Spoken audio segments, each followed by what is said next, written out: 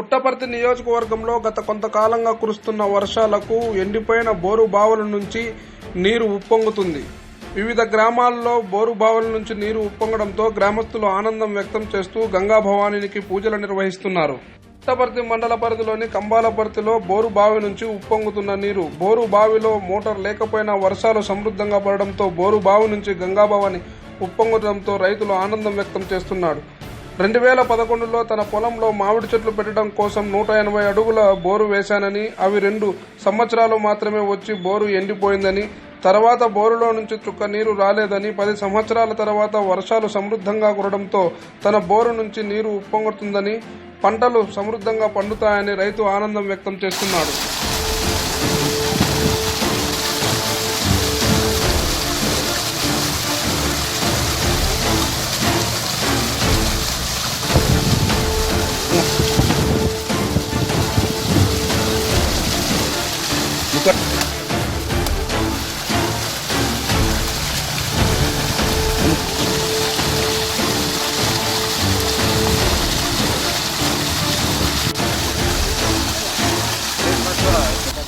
నూట 70 అడుగులా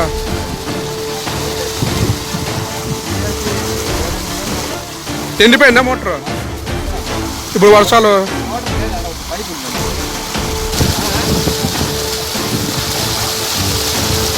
నా పేరు వెంకటరమణ, కంబాలపర్తి.